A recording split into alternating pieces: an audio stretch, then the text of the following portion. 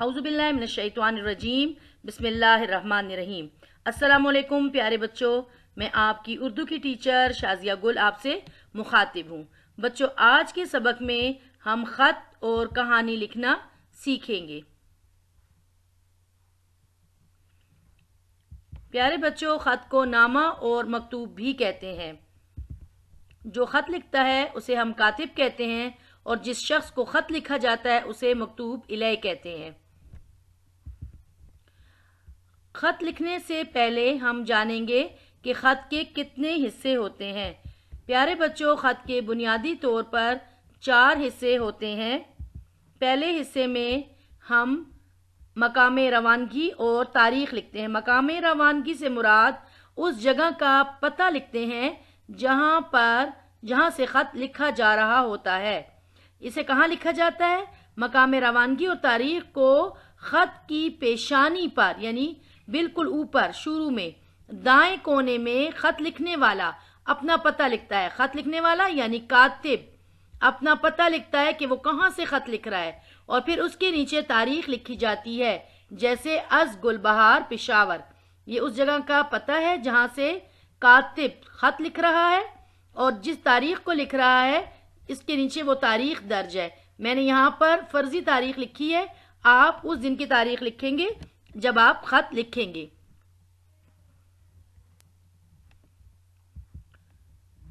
ख़त के दूसरे हिस्से में अलकाबात और आदाब लिखे जाते हैं। इनसे मुराद वो अल्फाज हैं जिससे उस शख्स को मुखातिब किया जाता है जिसे ख़त लिखा जा रहा है। अब जिसको हम ख़त लिख रहे हैं तो उसके लिए हम जो अल्फाज इस्तेमाल करते हैं उन्हें अलकाबात कहते हैं। प्यारे दोस्त या प्यारी अम्मी जान।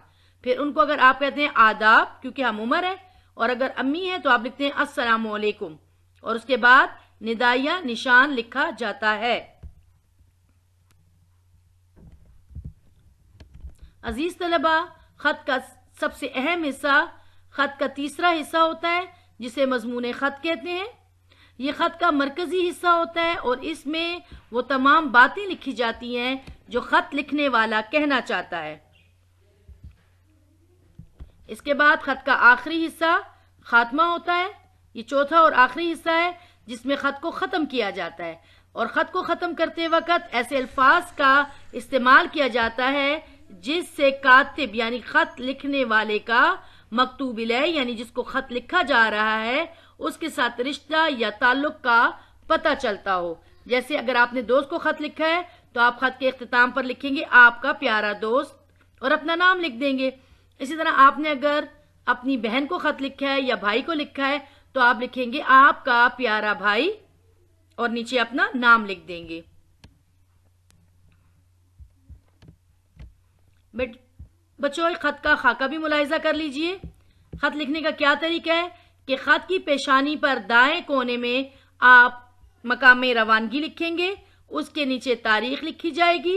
तीसरी सतर में जिसको ख़त लिखा जा रहा है उसके लिए मुनासिब अलकाबात का इस्तेमाल किया जाएगा, फिर निदाइया निशान डाला जाएगा, और चौथी सतर में अस्सलामु अलैकुम लिखने के बाद ख़त का मज़मून लिखा जाएगा कि क्यों ख़त लिखा जा रहा है। उसके बाद ख़त को ख़त्म करते वक्त आप लिखेंगे आपका फर्मा बरदार बेटा। देखें, अबू को ख़त लिखा जा रहा है तो ख़त के इख्तिताम पर बताया जाएगा कि ख़त लिखने वाले का और जिसको ख़त लिखा जा रहा है उनके दरमियान बाप बेटे का रिश्ता है, और यहाँ पे आप अपना नाम लिख देंगे।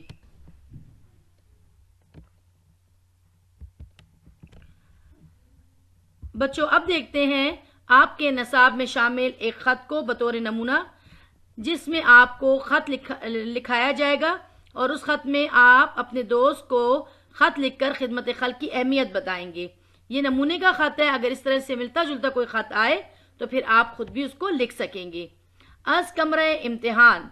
देखिए बच्चों, पेशानी पर दाएं कोने में मकामे रवानगी लिखी जाती है। चूँकि आप कमरे इम्तिहान में बैठकर ख़त लिख रहे होते हैं और हम इम्तिहानी नुक्ते नज़र से आपको तैयारी करवा रहे होते हैं, तो आपने यहाँ पर अज कमरे इम्तिहान यानी इस वक्त मैं कमरे इम्तिहान में बैठकर अपने दोस्त को ख़त लिख रहा हूँ, और जिस दिन आप ख़त लिखेंगे उसी दिन की तारीख़ नीचे लिख देंगे।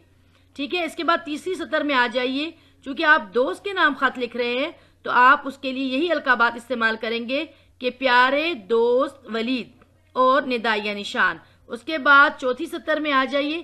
یہاں آپ لکھیں گے السلام علیکم. السلام علیکم لکھنے کے بعد آپ خط لکھنے کا مقصد بیان کریں گے جو خط کا تیسرا حصہ ہے. آپ کا خط موصول ہوا اور یہ جان کر بے حد خوشی ہوئی کہ آپ خیریت سے ہیں. پیارے دوست، آپ نے خدمت خلق کے بارے میں پوچھا ہے تو دوست میں آپ کو بتاؤں کہ خدمت خلق بہت بڑی نیکی ہے اور ہمارے مذہب میں اس کی بڑی اہمیت بیان کی گئی ہے.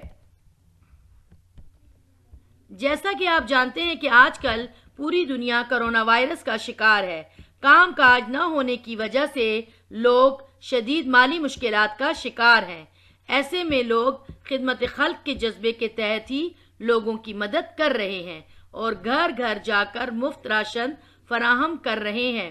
خدمت خلق کے جذبے کے بغیر کوئی ملک اور معاشرہ نہیں چل سکتا. آج کل کے حالات کو دیکھتے ہوئے میں بھی اپنے علاقے کی خدمت خلق کمیٹی میں شامل ہو گیا ہوں اور میں تمہیں بھی یہی مشورہ دوں گا کہ تم بھی اپنے علاقے کی خدمت خلق کمیٹی میں اپنا نام لکھوا لو. اور اب میں خط کو ختم کروں گی. اچھا، اب اجازت چاہتا ہوں. اپنا بہت خیال رکھنا اور اپنے والدین کو میرا سلام کہنا. اب یہ خط کا اختتام کرتے وقت والسلام، اور یہاں پر میں ان الفاظ کا استعمال کروں گی جس سے میرے اور مکتوب الیہ کے درمیان تعلق کا پتہ چلے. تو میں لکھوں گی آپ کا پیارا دوست احمد رضا. ٹھیک ہے، اب بڑھتے ہیں سبق کے دوسرے حصے کی جانب. بچوں، کہانیاں سننے اور سنانے کا رواج زمانے قدیم سے چلا آ رہا ہے اور گھر کے بڑے بوڑھے بچوں کو کہانیاں سنایا کرتے ہیں جس کا مقصد بچوں کو خوبصورت اور دلچسپ انداز میں اخلاقی سبق دینا ہوتا ہے. ہدایات بھی سن لیجئے. کہانی لکھتے وقت آپ نے کن باتوں کا خیال رکھنا ہے؟ کہانی میں چونکہ گزرے ہوئے زمانے کا کوئی واقعہ بیان کیا جاتا ہے، ظاہری بات ہے یہ مستقبل یا حال کی بات تو نہیں ہوتی. جو واقعہ گزر جاتا ہے وہی کہانی بن جاتی ہے. اس لیے کہانی کو عام طور پر ایک دفعہ کا ذکر ہے سے شروع کیا جاتا ہے. کہانی نہ تو بہت مختصر ہو اور نہ بہت طویل ہو کہ پورا مضمون معلوم ہو.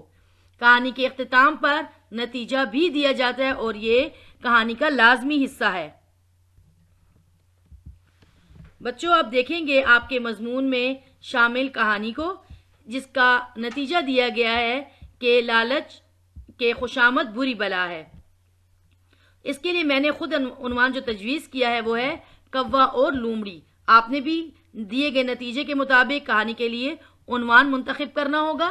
ایک دفعہ کا ذکر ہے کہ ایک کوے کو کہیں سے ایک پنیر کا ٹکڑا ملا. وہ اسے اپنی چونچ میں لے کر اڑا اور ایک درخت کی شاخ پر بیٹھ گیا.